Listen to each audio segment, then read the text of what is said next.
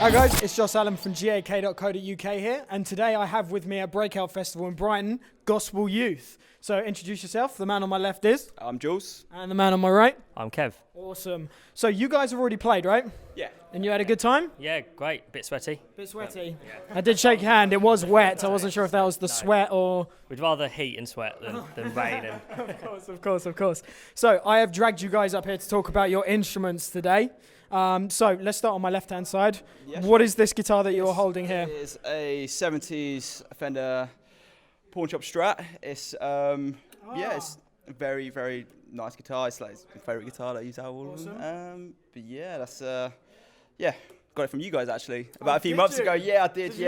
I had to kind of change a few things, but I mean, yeah. I was going to say, so this is the Pawn Shop series of Fender guitars, which is essentially like crossovers between different models of the Fender range, right? Basically like a Strat / the 9 Telly, but it plays fucking great. Looks amazing. Awesome. It's the reason why I bought it. Sweet. So I see you have done some quite heavy modifications to this guitar. Yeah. So explain what you've done to this. I see you have an Evertune bridge on here. Yeah, I'm actually a drummer, so I used to have lots of problems with kind of keeping my guitar. So you're a drummer. So if we're just joking. So continue, please.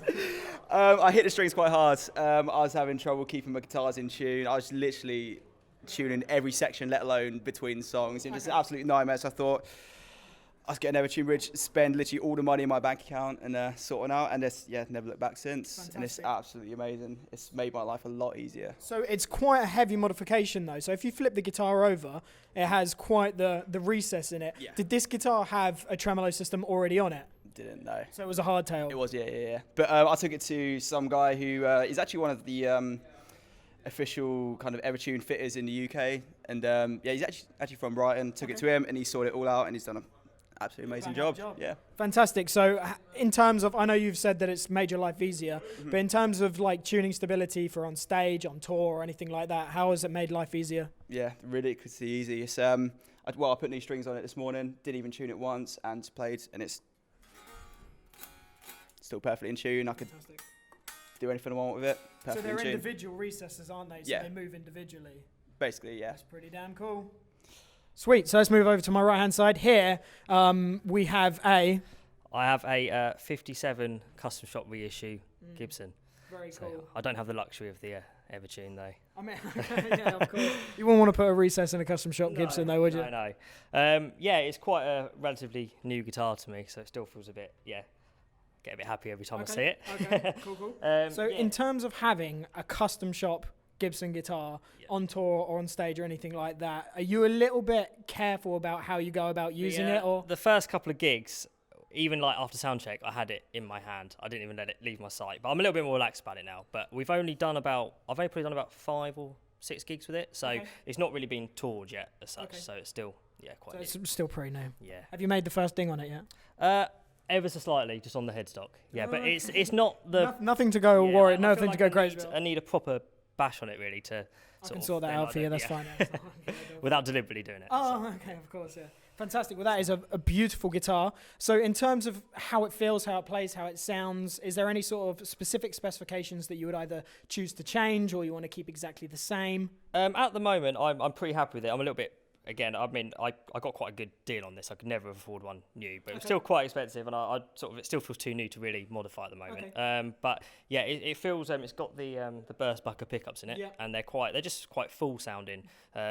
I've always had Fenders before I bought this one. So a complete change in direction. Yeah. And I had a Fender out before. I've now got an Orange. So the last couple of months, I've just revamped all my gear. Okay. And yeah, it's just I've got used to the real chunky neck on it, and it's really heavy. So when I go back to like any of my other guitars, it feels like I'm holding like a feather. Yeah, it's crazy. So have you tried any other the reissues like the 59, the 58 Les Pauls? Have you tried any of those neck profiles? I haven't. No.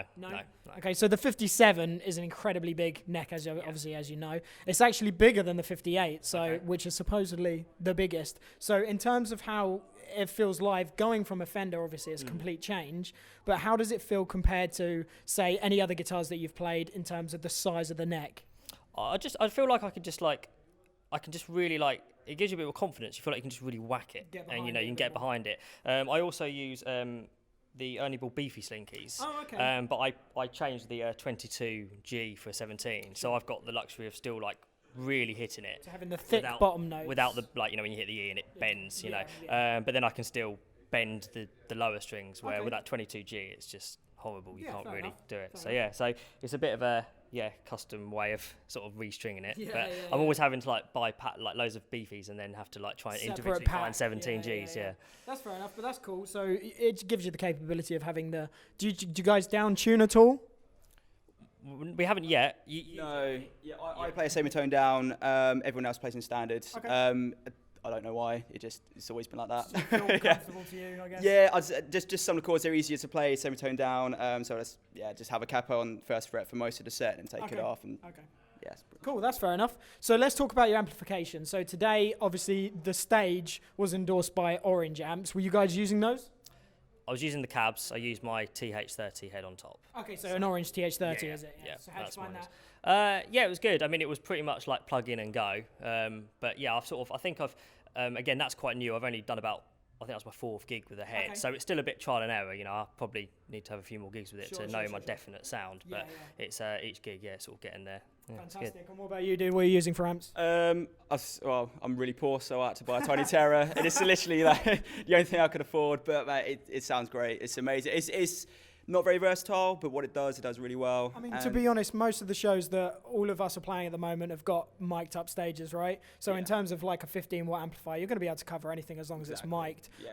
But in terms of, say, compared to the TH30, would you still prefer the Tiny Terror, or would you go for something a little higher wattage than the TH30 or anything else? To be fair, I'm so comfortable with the Tiny Terror at the moment. I'm just going to stick with it until someone says, here you go, here's a nice expensive amp to try out.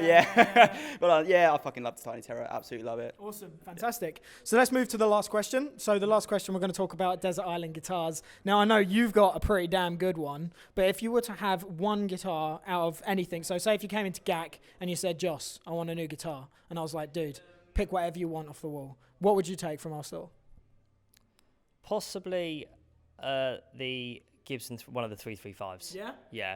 Not even probably for this band, but just because I've just always liked them, you know. And I just any specific one at all, or would you just go for a 335 in general? Probably just the one I could afford, really. Yeah. I mean, I'm giving it to you for free. Yeah, well, that's true. Probably one of the dots or something. Yeah, just the standard 335 one. They look cool. I like them. Cool. So you're a Gibson man through and through then? I only have in the last year though. I wasn't until a year ago. You keep giggling. So what is it such a drastic change from what he was using? Just literally only owned Fenders until the Gibson. Yeah.